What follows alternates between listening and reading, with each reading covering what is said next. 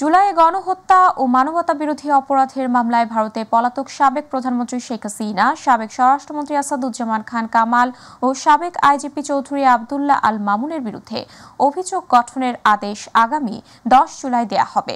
সোমবার দ্বিতীয় দিনের মতন শুনানি শেষে বিচারপতি মোহাম্মদ গোলাম মর্তুজা মজুমদারের নেতৃত্বে গঠিত 3 সদস্যের আন্তর্জাতিক অপরাধ ট্রাইব্যুনালে এই আদেশ দেন। বিস্তারিত শিমুল খানের রিপোর্টে। রাষ্ট্র ও আসামি উভয় পক্ষের আইনজীবীদের বক্তব্যের শুনানি নিয়ে সোমবার ট্রাইব্যুনালের চেয়ারম্যান বিচারপতি মোহাম্মদ গোলাম মর্তুজা মজুমদারের নেতৃত্বাধীন আন্তর্জাতিক অপরাধ ট্রাইব্যুনালের 3 সদস্যের বিচারিক প্যানেল জুলাই গণহত্যা মামলার এই আদেশ দেন। আসামি চৌধুরী আব্দুল্লাহ আল মামুনকে আজকে ট্রাইব্যুনালে হাজির করা হয়েছিল।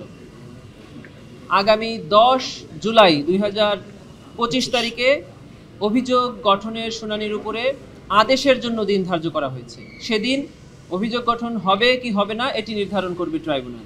অভিযোগ গঠনের শুনানিকে ঘিরে সাবেক আইজিপি চৌধুরী আব্দুল্লাহ আল মামুনকে ট্রাইব্যুনালে হাজির করা হয়। মামলার অন্য 2 আসামি পলাতক থাকায় আদালতে হাজির করা সম্ভব হয়নি। তাপস সাহেবের সঙ্গে উনি ফোনালাপ করেছেন, সেই ফোনালাপে বিভিন্ন ছাত্রদেরকে হত্যার নির্দেশ দিয়েছেন। আমি বলেছি এটা সঠিকটা, এরকম কোনো নির্দেশ প্রশিক্ষণ পক্ষ থেকে কোনো ডকুমেন্টারি কোনো এভিডেন্স তাদের কাছে নাই। রংপুরে বেগম রোকেয়া বিশ্ববিদ্যালয়ের ছাত্র আবু সাইদের যে হত্যার নির্দেশ দিয়েছে এরকম কোনো বক্তব্য, যে বক্তব্যগুলো এনেছে এগুলো সঠিক নয়। কারণ হলো এরকম কোনো ডকুমেন্টারি এভিডেন্স এই রাষ্ট্রপক্ষে তার যে দাখিলীয় কাগজপত্র তার মধ্যে নাই। আমি চাচ্ছি আসামিদেরকে এই মামলার দায় হইতে অব্যাহতি। এর আগে গত মঙ্গলবার জুলাই গণহত্যার মামলায় শেখ হাসিনা সহ 3 জনের বিরুদ্ধে অভিযোগ গঠনের প্রথম দিনের শুনানি অনুষ্ঠিত হয়। আজকে শিমুল খান, মাই টিভি, ঢাকা। 2015 সালে কুমিল্লার চৌদ্দগ্রামে পেট্রোল বোমা হামলা ও কাভার্ড ভ্যানে অগ্নিকাণ্ডের ঘটনায় দায়ের করা 3টি মামলায় বিএনপি চেয়ারপারসন বেগম খালেদা জিয়াকে অব্যাহতি দেয়া হয়েছে। একই সঙ্গে বিএনপি ও জামাত নেতাকর্মীদের বিরুদ্ধেও রাজনৈতিক উদ্দেশ্যে করা মামলাগুলো প্রত্যাহার করে নেওয়া হয়েছে। সাংবাদিকদের এসব তথ্য জানান কুমিল্লা জেলা জজ আদালতের পিপি কায়মুল হক রিঙ্কু। তিনি জানান 2015 সালের 3 ফেব্রুয়ারি চৌদ্দগ্রাম উপজেলার জগমোহনপুরে একটি বাসে পেট্রোল বোমা হামলায় 8 যাত্রী নিহত হন। ওই ঘটনায় 2টি পৃথক মামলা দায়ের করে পুলিশ। মামলার চার্জশিটে খালেদা জিয়া সহ 78 জনের নাম অন্তর্ভুক্ত করা হয়। বাদী ছিলেন চৌদ্দগ্রাম থানার ভারপ্রাপ্ত কর্মকর্তা নুরুজ্জামান হাওলাদার। পরে শুনানিতে খালেদা জিয়ার সম্পৃক্ততা প্রমাণ না হওয়ায় অতিরিক্ত জেলা ও দায়রা জজ আদালত 2-এর বিচারক শফিকুল ইসলাম তাকে মামলা থেকে অব্যাহতি দেন।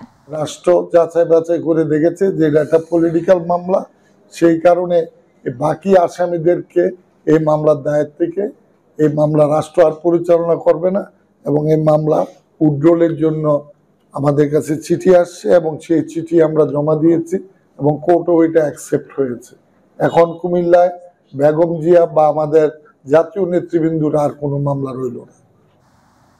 বিএনপির মহাসচিব মির্জা ফখরুল ইসলাম আলমগীর বলেছেন, নির্বাচন যত দেরি হবে দেশ তত পিছিয়ে যাবে। সেজন্য দরকার একটা নির্বাচিত সরকার, যেই সরকারের পেছনে রয়েছে জনগণ। দুপুরে সিলেট নগরীর পাঠানটুলায় একটি কমিউনিটি সেন্টারে দোয়া মাহফিল ও আলোচনা সভায় তিনি এইসব কথা বলেন। এ সময় তিনি নেতাকর্মীদের নির্বাচনের জন্য প্রস্তুত হওয়ারও নির্দেশ দেন। প্রতিনিধি মৃণাল কান্তি দাসের পাঠানো তথ্যচিত্রে মিফতা গালিবের রিপোর্ট। সকালে সিলেট পৌঁছে হযরত শাহজালাল ও শাহফরানের মাজার জিয়ারতের পর জুলাই অভ্যুত্থানের বর্ষপূর্তিতে আয়োজিত এক কর্মসূচিতে যোগ দেন বিএনপি মহাসচিব মির্জা ফখরুল ইসলাম আলমগীর। তিনি বলেন, ফেব্রুয়ারিতে এই নির্বাচন প্রত্যাশা করে বিএনপি এবং আনুষ্ঠানিক ভোটের মাধ্যমে দেশ সঠিক পথে এগিয়ে যাবে বলে মন্তব্য করেন। আমরা সবাই আশাবাদী যে এই নির্বাচনের মধ্য দিয়ে দেশ জাতি গণতন্ত্রে ফিরে যাবে এবং জনগণের যে গণতন্ত্রের অধিকার সেটা প্রতিষ্ঠিত হবে এবং যেটাকে আমরা বলি যে রাইট ট্র্যাকে দেশ উঠবে বলে আমরা বিশ্বাস করি। বিকেলে দলের চেয়ারপারসন বেগম খালেদা জিয়ার রোগ মুক্তি এবং ভারপ্রাপ্ত চেয়ারম্যান তারেক রহমানের দীর্ঘায়ু কামনায় আয়োজিত দোয়া মাহফিলে যোগ দিয়ে দলের এই মহাসচিব নেতাকর্মীদের নির্বাচনের প্রস্তুতি নিয়ে মানুষের কাছে যাওয়ারও আহ্বান জানিয়েছেন। যত নির্বাচনের দেরি হবে তত বাংলাদেশ পিছিয়ে যাবে, বিনিয়োগ আসবে না, ইনভেস্টমেন্ট হবে না, আমার ছেলেদের জব অপরচুনিটি তৈরি হবে না, আমার মায়েরা মেয়েরা আরো বেশি নিরাপত্তা হারাবে, মবক্রেসি আরো বাড়বে, জুডিশিয়াল সিস্টেম ভেঙে পড়বে, আইন শৃঙ্খলা পরিস্থিতি ভেঙে পড়বে। সেই জন্য দরকার একটা নির্বাচিত সরকার, যে সরকারের পেছনে মানুষ আছে, যে সরকারের পেছনে জনসমর্থন আছে। মিফতা গালিব, মাই টিভি, ঢাকা।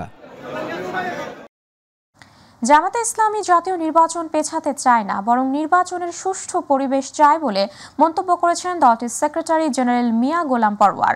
আগামী 19 জুলাই অনুষ্ঠিতব্য জামাতের জাতীয় সমাবেশের মাঠ সোহরাওয়ার্দী উদ্যান পরিদর্শন শেষে এই কথা বলেন তিনি আরও বলেন, সরকারের ভূমিকায় জনগণ নিরপেক্ষ নির্বাচন নিয়ে আশ্বস্ত নয়। বিস্তারিত আফজাল হোসেনের রিপোর্টে। রাজধানীর সোহরাওয়ার্দী উদ্যানে আগামী 19 জুলাই জাতীয় সমাবেশের আয়োজন করেছে জামাতে ইসলামী। সমাবেশের প্রস্তুতি দেখতে সোহরাওয়ার্দী উদ্যান পরিদর্শন করেন জামাতের সেক্রেটারি জেনারেল অধ্যাপক মিয়া গোলাম পরওয়ার। আমরা যে ঐতিহাসিক এই জাতীয় সমাবেশের আয়োজন করতে পেরেছি, আমরা সেই মাঠ পরিদর্শনের প্রথম দিনে প্রাথমিক কার্যক্রমগুলো একটু পরিদর্শন করতে পারলাম। সেজন্য আমরা মহান আল্লাহর কাছে প্রথমেই আবারও আপনাদের সকলকে নিয়ে শুকর আদায় করছি, আলহামদুলিল্লাহ। এ সময় নির্বাচন নিয়ে নিজ দলের অবস্থান পরিষ্কার করেন তিনি। আমরা নির্বাচন পেছানো না করা এ ব্যাপারে কোনো বক্তব্য কখনো রাখি নাই। সরকারের ভূমিকায় এখনো জনগণ সংশয়ের মধ্যে আছে, এজন্যই বলছি ফিল এখন নাই। আমরা আমাদের আমির জামাত এটা বলেছেন, এই পরিস্থিতিতে তো নির্বাচন আমরা মেনে নিতে পারি না, লেভেল প্লেইং ফিল্ড এটা করতে হবে। জাতীয় নির্বাচনের আগে লেভেল প্লেইং ফিল্ড তৈরি, পিআর পদ্ধতিতে নির্বাচন, প্রবাসীদের ভোটাধিকার সহ 7 দফা দাবিতে এই জাতীয় সমাবেশ করবে জামাতে ইসলামী। আফজাল হোসেন, মাই টিভি, ঢাকা। এনসিপির আহ্বায়ক নাহিদ ইসলাম বলেছেন, 5 আগস্ট গণঅভ্যুত্থানের মাধ্যমে ফ্যাসিবাদের পতন হয়েছে। এখন সংস্কারের মাধ্যমে দেশ গঠন করতে হবে, যেখানে রাষ্ট্র ব্যবস্থায় সমতা, ন্যায় বিচার এবং সকল মানুষের অধিকার নিশ্চিত করা হবে। জুলাই সনদ ঘোষণার মাধ্যমে শহীদদের স্বীকৃতি দিতে হবে। তিনি বলেন, আগামী 3 আগস্ট শহীদ মিনারে নতুন বাংলাদেশ গড়ার রূপরেখা ঘোষণা করা হবে। তিনি বলেন, ছাত্র জনতা ঐক্যবদ্ধভাবে শেখ হাসিনার ফ্যাসিবাদের পতন ঘটিয়েছিল। এখন এনসিপি দল গঠন করেছে, সেই তরুণ জনতা এখন দেশ করতে চায়। দুপুরে নাটোর শহরের স্বাধীনতা চত্বরে এই কথা বলেন। শহীদ মিনারে যে ইস্তেহার ঘোষণা করব, সেখানে আপনার আমার সকলের অর্থনৈতিক, সামাজিক, সাংস্কৃতিক মুক্তির কথা থাকবে, নতুন বাংলাদেশ পুনর্গঠনের রূপরেখা থাকবে। মুক্তিযুদ্ধ মন্ত্রণালয়ের কার্যক্রমের মাধ্যমে পক্ষপাতহীনভাবে মুক্তিযুদ্ধের প্রকৃত ইতিহাস তুলে ধরার উপর জোর দিয়েছেন প্রধান উপদেষ্টা প্রফেসর ডক্টর মোহাম্মদ ইউনূস। বিকেলে রাষ্ট্রীয় অতিথি ভবন যমুনায় অনুষ্ঠিত এক বৈঠকে এই কথা জানান তিনি। বৈঠকে মুক্তিযুদ্ধ বিষয়ক উপদেষ্টা ফারুকী আজম, প্রধান উপদেষ্টার মুখ্য সচিব সিরাজ উদ্দিন মিয়া সহ মুক্তিযুদ্ধ মন্ত্রণালয়ের অন্যান্য কর্মকর্তারা উপস্থিত ছিলেন। বৈঠকে উপদেষ্টা ফারুকী আজম বলেন, মুক্তিযুদ্ধ মন্ত্রণালয়ের কোটি টাকা ব্যয়ে বিভিন্ন স্থাপনা ও অবকাঠামো নির্মাণ করে মুক্তিযুদ্ধের বিভ্রান্তিকর ইতিহাস উপস্থাপন করা হয়েছে। এ সময় আগামী দিনে মুক্তিযুদ্ধ মন্ত্রণালয়ের সব প্রকল্পের মধ্যে দিয়ে যেন মুক্তিযুদ্ধের প্রকৃত ইতিহাস উঠে আসে, সেই ব্যাপারে সংশ্লিষ্টদের কাজ করার পরামর্শ দিয়েছেন প্রধান উপদেষ্টা।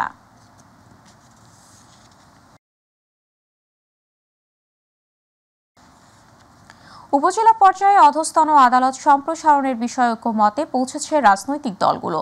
তবে কিছু বিষয়ে বিবেচনার জন্য দলগুলো মতামত দিয়েছে বলে জানান জাতীয় ঐক্যমত্য কমিশনের সহসভাপতি আলী রিয়াজ। এদিন জরুরি অবস্থা জারির আলোচনায় 2টি বিষয়ে একমত হওয়া গেছে। অন্যান্য বিষয়ে অগ্রগতির জন্য আরও আলোচনা দরকার বলে মনে করে দলগুলো। এসএম আরিফের রিপোর্ট। রাজধানীর ফরেন সার্ভিস একাডেমিতে রাজনৈতিক দলগুলোর সাথে দ্বিতীয় দফায় 10ম দিনের মতো আলোচনা করে জাতীয় ঐক্যমত্য কমিশন। এদিন 2টি বিষয়ে আলোচনা হয়। এর মধ্যে উপজেলা পর্যায়ে অধস্তন আদালত সম্প্রসারণের বিষয়ে ঐক্যমত্যে পৌঁছেছে দলগুলো। আমরা মনে করি যে উপজেলা পর্যায়ে প্রত্যেকটি উপজেলা পর্যায়ে আদালতের সম্প্রসারণ হওয়া দরকার।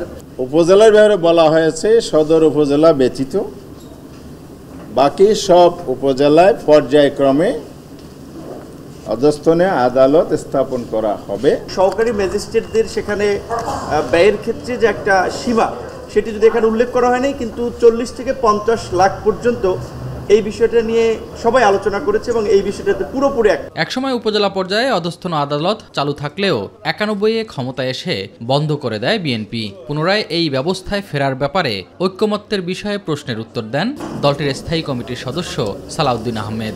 যেটা 91-এ সময় জাতীয়ভাবে এই দাবিগুলো তখন উত্থাপিত হয়নি, এখন উত্থাপিত হয়েছে। এখন সংস্কারের মধ্য দিয়ে যাচ্ছি আমরা জাতীয় ঐক্যমত্য কমিশন সাথে এগুলোর বিষয়ে এবং সকল রাজনৈতিক দলসমূহের সাথে এই বিষয়ে বিস্তারিত আলোচনা ক্রমে জাতির কল্যাণে জনগণের সুবিধার্থে এই সিদ্ধান্তগুলো নেওয়া হয়েছে। জরুরি অবস্থা জারির বিষয়েও নীতিগত একমত আছে দলগুলো, বিশেষ করে বিদ্যমান ধারা পরিবর্তন কিংবা সংশোধন এবং রাজনৈতিক দলগুলো যেন এর অপব্যবহার না করতে পারে সে বিষয়ে সবাই একমত। এছাড়া অন্যান্য বিষয়ে আরও আলোচনা দরকার বলে মনে করে দলগুলো। কেউ কেউ বলছেন বিষয়টি নিয়ে সংসদে বিতর্কের প্রয়োজন। আমাদের মতামত ছিল যে এই বিস্তারিত বিষয়গুলো পরবর্তীতে জাতীয় সংসদে আলোচনা ক্রমে একটা বিস্তারিত ডিবেটের মধ্য দিয়ে সেটা নির্ণয় করা সঠিক হবে। পরবর্তী সংসদের কাছে সংস্কারের কার্যভারকে ছেড়ে দেওয়ার আমরা পক্ষপাতী নই। জরুরি অবস্থা জারির বিষয় দিয়েই বৃহস্পতিবার আবারও আলোচনা শুরু করার কথা জানায় জাতীয় ঐক্যমত্য কমিশন। আশা করছি যে ওই দিন এ বিষয়ে সুনির্দিষ্টভাবে সুস্পষ্টভাবে কতটুকু আমরা একমত হলাম সেটা আমরা বলতে পারব। SM Arif, My TV, Dhaka. ঢাকা বিশ্ববিদ্যালয় কেন্দ্রীয় ছাত্র সংসদে ডাকসু নির্বাচন নিয়ে শিক্ষার্থীদের আন্দোলন। প্রশাসনের সঙ্গে একাধিকবার আলোচনা, স্মারকলিপি, অনশন ও বিক্ষোভ করার পর টনক নড়েছে কর্তৃপক্ষের। ডাকসুর ভোটের জন্য সিন্ডিকেট সভায় 10 সদস্যের নির্বাচন কমিশন গঠন করেছে বিশ্ববিদ্যালয় প্রশাসন। শিক্ষার্থী ও ছাত্র নেতাদের দাবি দ্রুত নির্বাচন দিয়ে ডাকসু কার্যকর করার। হাসান বিশ্বাসের ক্যামেরায় শিমুল খানের ধারাবাহিক প্রতিবেদনের আজ দেখুন প্রথম পর্ব। ঢাকা বিশ্ববিদ্যালয় প্রাচ্যের অক্সফোর্ড খ্যাত এই বিশ্ববিদ্যালয়ের নেতৃত্ব দিয়েছে দেশের সকল অর্জনে। গণতান্ত্রিক সকল আন্দোলন এবং অর্জনে এই বিশ্ববিদ্যালয়ের অগ্রণী ভূমিকা থাকলেও অভ্যন্তরীণ ছাত্র সংসদের ক্ষেত্রে সেটি অনুপস্থিত। বাংলাদেশ স্বাধীন হওয়ার পর ডাকসুর ভোট হয়েছে মাত্র 8 বার, অথচ ডাকসুর গঠনতন্ত্রে বলা আছে প্রতি বছর অনুষ্ঠিত হবে নির্বাচন। একটা গোষ্ঠী আছে যারা শুরু থেকেই ডাকসুকে বানচাল করার চেষ্টা করতেছে, আমরা দেখে আসছি, কিন্তু তারা হাজার চেষ্টা করলেও ডাকসু বানচাল হবে না। ডাকসু নির্বাচন অনুষ্ঠানের ক্ষেত্রে ডাকসুর যে মান রয়েছে, ডাকসু নির্বাচনের কিছু সূচক রয়েছে, সেই সূচকগুলো নিশ্চিত করতে হবে। শিক্ষার্থী এবং ছাত্র সংগঠনগুলোর দাবির প্রেক্ষিতে দীর্ঘ প্রতীক্ষার পর বিশ্ববিদ্যালয় প্রশাসন ইতিমধ্যেই ভোটের জন্য কমিটি গঠন করেছে। ডাকসু নির্বাচনের সুষ্ঠু পরিবেশ নিয়ে রয়েছে মিশ্র প্রতিক্রিয়া। গণঅভ্যুত্থানের এতদিন পার হয়ে যাওয়ার পরেও এখন পর্যন্ত আমরা আসলে বিশ্ববিদ্যালয়গুলোতে ছাত্র সংসদ নির্বাচন পাইনি। আসলে ডাকসু নির্বাচনের যে পথ বা যে গাড়ি, সেই গাড়িকে লোকাল গাড়ির মতো ধাক্কিয়ে ধাক্কিয়ে সামনে নিতে হচ্ছে। ক্যাম্পাসকে শিক্ষা ও শিক্ষার্থী বান্ধব করতে ছাত্র সংসদ নির্বাচনের বিকল্প নেই বলে মনে করেন ক্রিয়াশীল অধিকাংশ ছাত্র সংগঠনের নেতারা। সবার মতামতের ভিত্তিতে একটি গ্রহণযোগ্য সংস্কার পরবর্তী সময়ে একটি ডাকসু নির্বাচন হলে পরে তখন ভবিষ্যতে ডাকসুকে কেন্দ্র করে আর প্রশ্নের সম্মুখীন হতে হতো না। যত দ্রুত সময়ের ভেতরে এই নবগঠিত যে কমিশন, সেই কমিশন তাদের তফসিল ঘোষণা এবং ভোটার তালিকা হালনাগাদ এই জাতীয় যে গুরুত্বপূর্ণ বিষয়গুলো রয়েছে দ্রুত সময়ের ভেতরে তারা শেষ করবেন। গত ডিসেম্বর থেকে ডাকসু নির্বাচনের জন্য কাজ চলমান রয়েছে বলে জানান কমিটির প্রধান অধ্যক্ষ ডক্টর মোহাম্মদ জসিমউদ্দিন। আমরা সিদ্ধান্ত নিয়েছি আমাদের সবচেয়ে বড় অংশীজন হচ্ছে ক্যাম্পাসে ক্রিয়াশীল ছাত্র সংগঠনগুলো, আমরা তাদের সাথে আলোচনা করব। আরেকটা অংশীজন হচ্ছে আমাদের হল প্রশাসন। তাহলে এই দুটো বৈঠক করলে আমরা বলতে পারবো ওনাদের যে মতামত, সেখান থেকে আমরা পরবর্তী সিদ্ধান্ত নিতে পারবো আমরা কবে নাগাদ তাফসিল ঘোষণা করতে পারবো।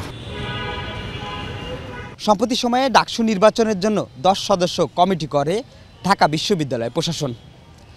শিক্ষার্থী ও ছাত্র নেতৃবৃন্দ বলছেন লেভেল প্লেয়িং ফিল্ড ঠিক রেখে অবাধ ও সুষ্ঠু নির্বাচনের কোনো বিকল্প নেই। শিমুল খান, মাইটিভি, ঢাকা। এবারে রক্তাক্ত জুলাই গণঅভ্যুত্থান।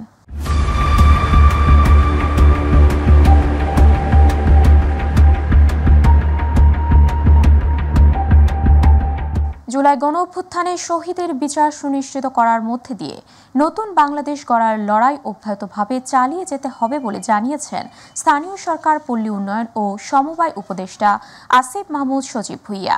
আর জুলাইয়ের শহীদদের যারা ভুলিয়ে দেওয়ার চেষ্টা করবে তাদেরকে মির্জাফর হিসেবে চিহ্নিত করা হবে বলে মন্তব্য করেছেন আন্তর্জাতিক অপরাধ ট্রাইব্যুনালের চিফ প্রসিকিউটর তাজুল ইসলাম।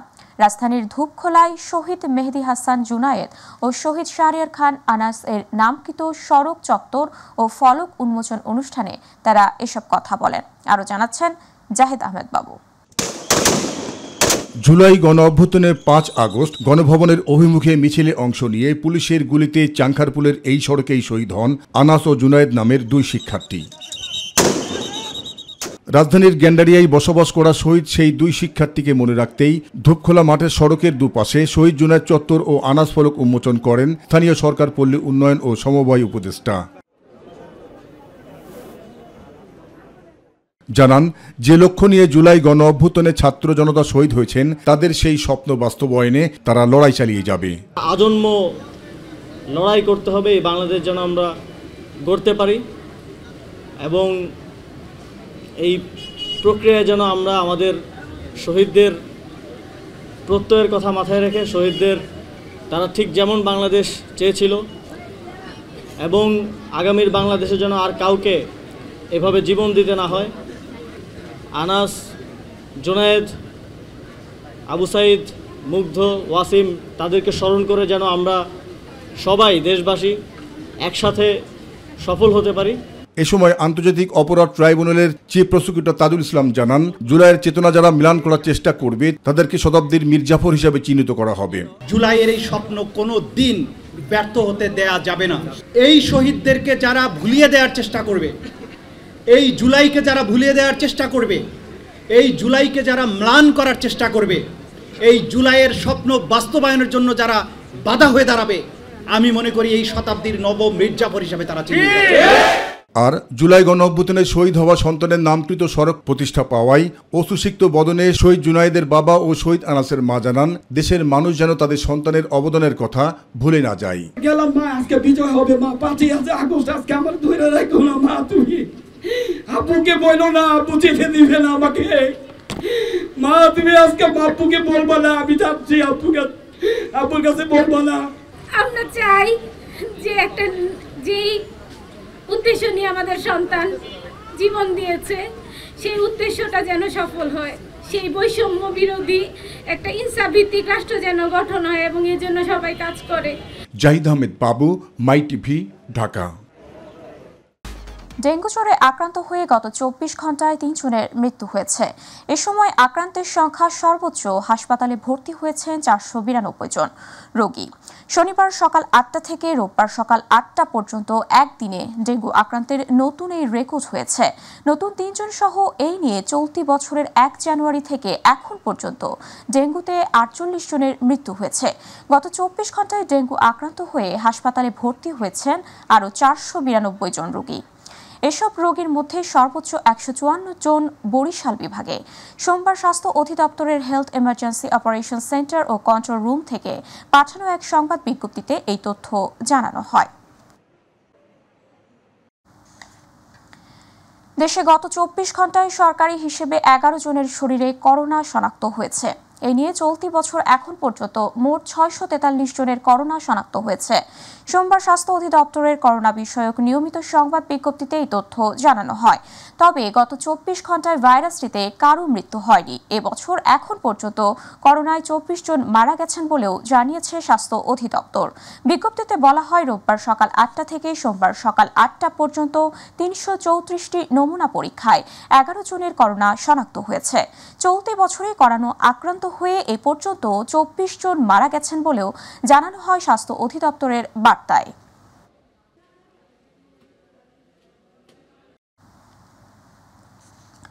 প্রধান উপদেষ্টা ডাক, টেলিযোগাযোগ ও তথ্য প্রযুক্তি বিষয়ক বিশেষ সহকারী ফয়েজ আহমেদ তৈয়ব বলেছেন, Bangladesh telecommunication company limited BTCL এর 5G উপযোগীকরণ নেটওয়ার্ক প্রকল্প চালিয়ে নিতে দুর্নীতি দমন কমিশনকে চিঠি দেওয়ার বিষয়টি ভুলভাবে ব্যাখ্যা করা হচ্ছে। তিনি বলেন, ব্যক্তির স্বার্থে নয়, দেশের স্বার্থই দুদকের সহায়তা চাওয়া হয়। দুপুরে রাজধানীর বেলি রোডের ফরেন সার্ভিস একাডেমিতে আয়োজিত এক প্রেস ব্রিফিংয়ে এই কথা বলেন তিনি। শেষ লাইনে মাননীয় দুদক চেয়ারম্যানের আন্তরিক সহযোগিতা প্রত্যাশা করেছি, এর বাইরে আমরা কোনো নির্দেশ দেইনি। আর উল্লেখ্য যে এখানে এই প্রজেক্টের বিপরীতে দুদকের পর্যবেক্ষণ ছাড়া কোনো ধরনের কোনো মামলা নেই। তো সুতরাং যে বিষয়টা করা হচ্ছে, আমরা বলছি যদি এই কাজটা না করা হয় এবং এই এলসিটা না করা হয় তাহলে দুটো ঘটনা ঘটবে। 300 + 300 600 কোটি টাকার গচ্ছা যাবে এবং একই সাথে বিটিসিএল তার যে ডিডব্লিউডিএম বাজারে, এই বাজারে দুর্বল হয়ে এখান থেকে মার্কেট আউট হয়ে যাওয়ার একটা সম্ভাবনা আছে। রাজধানীর কাকরাইল মোড়ে চাকরচ্যুত বিজিআর সদস্যদের ছত্রভঙ্গ করতে জলকামান ও সাউন্ড গ্রেনেড ব্যবহার করেছে পুলিশ। 3 দফা দাবিতে প্রধান উপদেষ্টার বাসভবন যমুনা অভিমুখে যাত্রা করেছিলেন তারা। দুপুরে শাহবাগ থেকে যমুনার দিকে যাওয়ার সময় কাকরাইল মোড়ে তাদের আটকে দেয় পুলিশ। পরে সেখান থেকে সরে শাহবাগ মোড়ে অবস্থান নেয়ার চেষ্টা করলে সেখান থেকেও সরিয়ে নেওয়া হয়। আফজাল হোসেনের রিপোর্ট। 3 দফা দাবিতে গেল মাসের 22 তারিখ থেকে ঢাকায় অবস্থান কর্মসূচি পালন করছেন চাকরিচ্যুত বিডিআর সদস্যরা। সংশ্লিষ্ট পক্ষের সাথে একাধিকবার বৈঠকের পরও কোনো সমাধান না পেয়ে প্রধান উপদেষ্টার বাসভবন ঘেরাও করার কর্মসূচি দেওয়া হয় বলে জানান আন্দোলনকারীরা। তবে কাকরাইল মোড়ে পৌঁছালে আন্দোলনকারীদের ওপর জলকামান ও টিয়ার শেল নিক্ষেপ করে ছত্রভঙ্গ করে দেয় পুলিশ। এ সময় পুলিশ সহ কয়েকজন আন্দোলনকারী আহত হন। আমাদের দুঃখগুলো প্রধান উপদেষ্টা স্যারের কাছে বলবো, আমাদের ন্যায্য প্রাপ্য দায় পাইলেই হয়, আমাদের তো আর কিছু লাগে না। আমাদের ছেলে মেয়ে নিয়ে আমরা কত কষ্ট। চাকরিতে পূর্ণবল করুক, এটাই আমাদের দাবি। আমরা কোনো বিশৃঙ্খলা করবো আসিনি, এই দাবি নিয়ে আমরা এখানে আসছি। আমরা কোনো বিশৃঙ্খলা করিনি, আমরা শান্তিপূর্ণ সমাবেশ করছি। আমাদের 3টা দাবি মানলে আমরা চলে যাব। সেখান থেকে সরে এসে শাহবাগ মোড়ে অবস্থান নেন আন্দোলনকারীরা। তবে পুলিশ সেখানেও জড়ো হতে বাধা দেয়। শেষ পর্যন্ত আবারও শহীদ মিনারে ফিরে গিয়েছেন চাকরিচ্যুত বিডিআর সদস্যরা। আফজাল হোসেন, মাই টিভি, ঢাকা। চট্টগ্রাম বন্দরের new mooring container terminal NCT আগামী 6 মাস পরিচালনার জন্য দায়িত্ব বুঝে নিয়েছে বাংলাদেশ নৌবাহিনী পরিচালিত প্রতিষ্ঠান চিটাগং ড্রাই ডক লিমিটেড। মধ্যরাত থেকে ড্রাই ডক কর্তৃপক্ষ এনসিটি পরিচালনার ভার নিয়েছে বলে জানিয়েছে চট্টগ্রাম বন্দর কর্তৃপক্ষ। রাষ্ট্রায়ত্ত এই প্রতিষ্ঠানটি পরবর্তী অপারেটর নিয়োগ না হওয়া পর্যন্ত দায়িত্ব পালন করবে। চট্টগ্রাম বন্দরের কর্মকর্তারা জানিয়েছেন, সরাসরি ক্রয় পদ্ধতি বা ডাইরেক্ট প্রকিউরমেন্ট মেথডে এই কাজ পেয়েছে চিটাগং ড্রাই ডক লিমিটেড। এই পরিবর্তনে বন্দরের কাজে কোনো ব্যাঘাত ঘটবে না এবং সব কাজ স্বাভাবিকভাবে চলছে বলেও জানায় তারা। বিগত ঠিকাদারের মেয়াদ শেষ হওয়ার সাথে সাথে আমরা এটা সরকারি নির্দেশনা অনুযায়ী আমরা নতুন ঠিকাদার নিয়োগ করেছি। এখানে ডিপিএম এর মাধ্যমে ড্রাই ডক কাজ শুরু করেছে গতকাল রাত 12টা থেকে। ওখানকার যেই সিস্টেম যেটা ছিল, অপারেশনাল প্রসিজিওর যেটা ছিল, সবকিছুই আগের মতোই আছে। এবারে প্রবাস সংবাদ।